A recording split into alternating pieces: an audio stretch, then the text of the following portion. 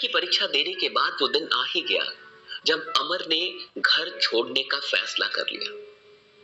वो घर से भाग गया बिना किसी को बताए, क्योंकि उसे पता था कि अगर वो अपने माँ बाप को बताएगा कि वो दिल्ली जा रहा है और वो कमाना चाहता है तो उसके माँ बाप उसे नहीं जाने देंगे। इसलिए अमर घर से बाहर निकल गया। उसके पास बहुत पैसे नहीं थे, ना ही कुछ खास चीजें थी, ना ही अनुभव था। आज से पहले उसने ट्रेन देखा तक नहीं था। किसी तरीके से वो स्टेशन तक पहुंचा और वहां जाके उसने पता किया कि दिल्ली के लिए कौन सी ट्रेन जाती है। फिर वो ट्रेन में बैठ गया, लेकिन दिक्कत ये थी कि उसके पास टिकट नहीं था। टिकट के लिए जितने पैसे लगने थे वो उसके पास थे ही नहीं, इसलिए वो बिना टिकट के ही ट्रेन के अंदर चला गया। रात हुई और रात को टीटी पहुंची। टीटी ने उससे पूछना शुरू किया कि उसके पास टिकट है या नहीं है।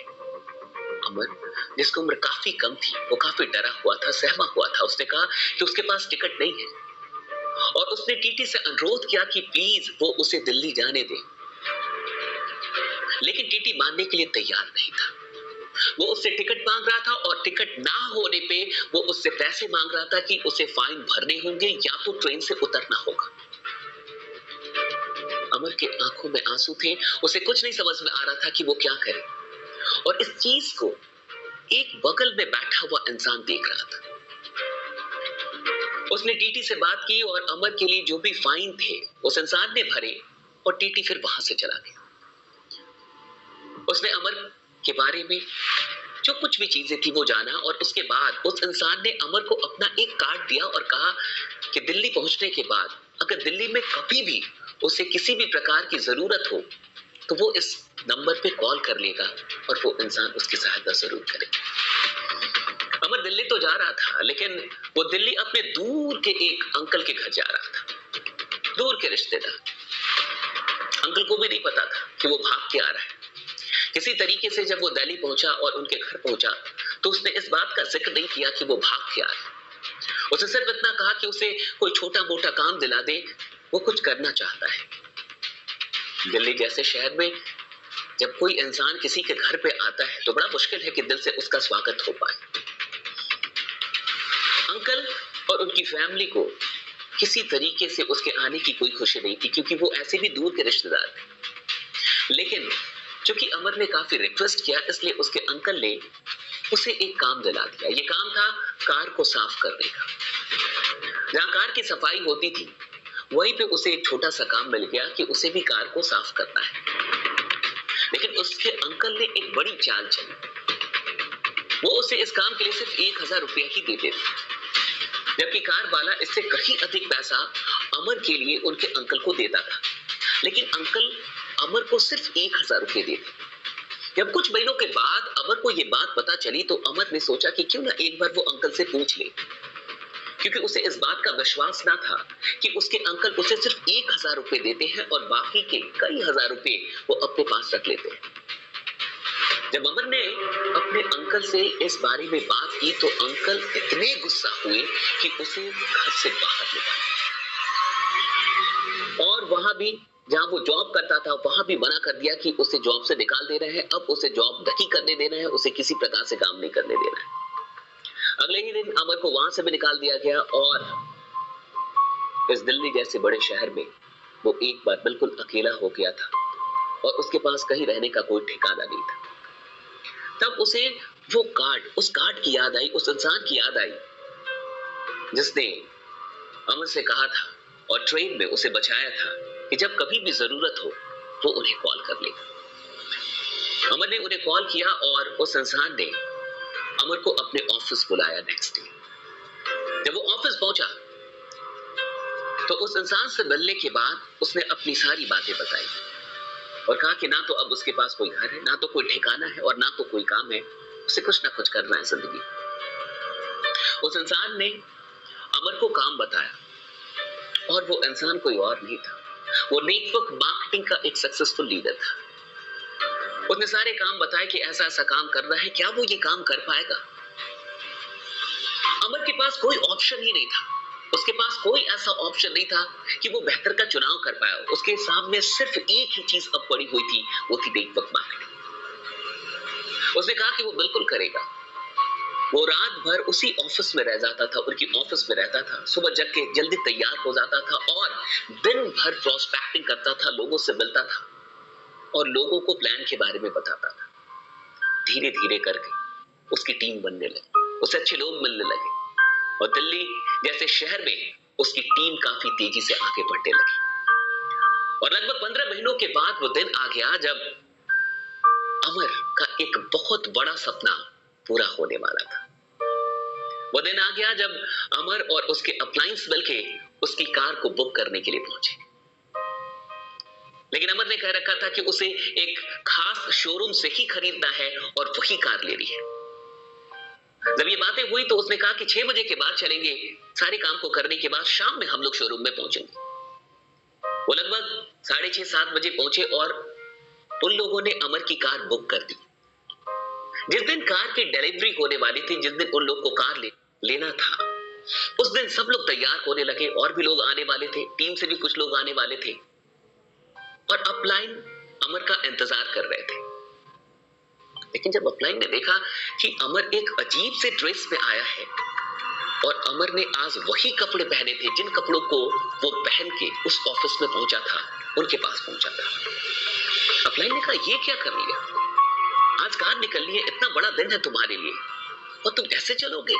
ये अच्छा नहीं लगेगा, और भी लोग आ रहे हैं, तुम्हारी टीम के लोग आ रहे हैं, वो क्या सोचेंगे? पर अमर ने कहा कि नहीं, मुझे इसी ड्रेस में चलने दीजिए, कुछ बात है। अपलाइन ने बहुत समझाया लेकिन अमर के मन में कुछ बातें थी और उसकी भावनाओं का कद्र करते हुए अपलाइन ने कहा कि ठीक है, ऐसे ही चलो।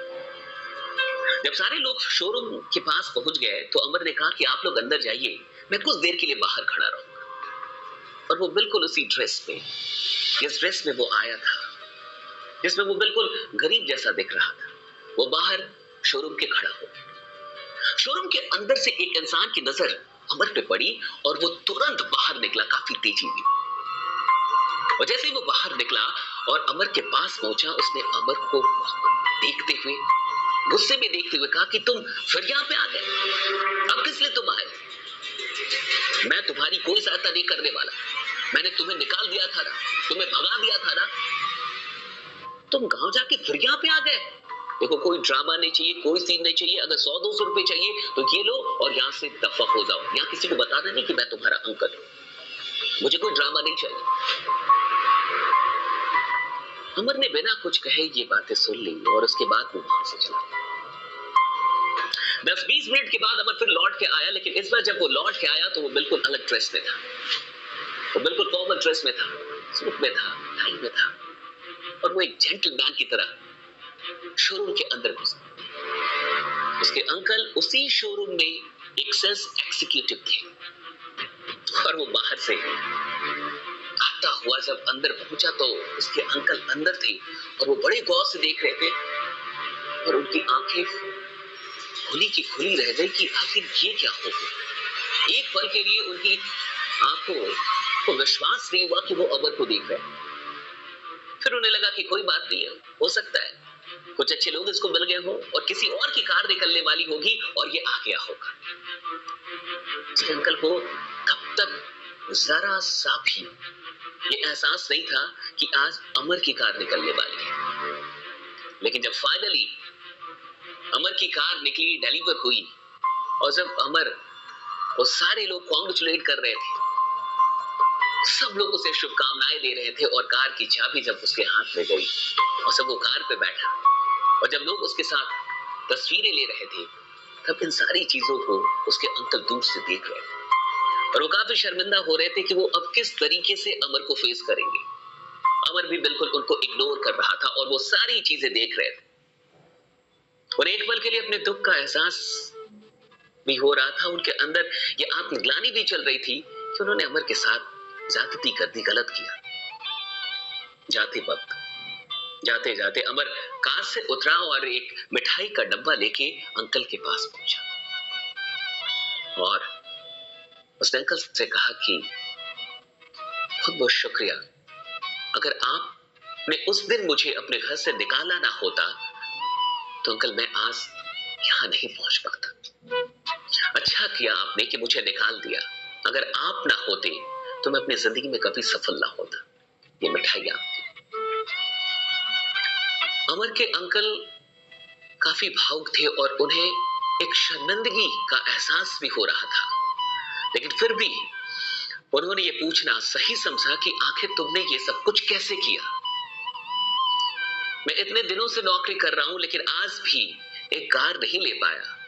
आखिर तुमने 15-16 महीनों के अंदर ऐसा कैसे कर दिया? तब अमर ने कहा कि आपको याद है, जब आपने मुझे घर से निकाल दिया था तो लगभग उसके 1 महीने के बाद, 1-1.5 महीने के बाद मैंने आपको एक व्हाट्सएप किया था और आपको एक कार्यक्रम में आमंत्रित किया था, लेकिन आपने मेरे नंबर को ब्लॉक कर दिया था और मुझे ये लिख के भेजा था कि आइंदे मैं आपको किसी भी, आपने ये कहा था कि आपको ये सारे काम पता है और इस प्रकार के कामों में आपको नहीं पड़ना है, और आपने मुझे नसीहत दी थी कि मैं गांव लौट कर चला जाऊं। अंकल, मैंने वही काम किया, मैंने वही नेटवर्क मार्केटिंग की और आज मैं अपनी जिंदगी में यहाँ पे हूँ। हाँ, मुझे अफसोस है कि आप मुझे नहीं समझ पाए। मेरे अपलाइंस ने मुझे ये सिखाया था कि सिर्फ दोस्तों को ही नहीं, जिससे तुम्हारी दुश्मनी भी हो गई है उनको भी माफ कर दो और उनको भी साथ लेके चलो। आगे क्या हुआ होगा ये आप अच्छे तरीके से समझ सकते हैं। आपको ये कहानी कैसी लगी मुझे जरूर बताइएगा, कमेंट करके मुझे जरूर बताइएगा। और मैं चाहता हूं कि इस कहानी को आप सिर्फ अपने तक ना रखें और भी लोगों तक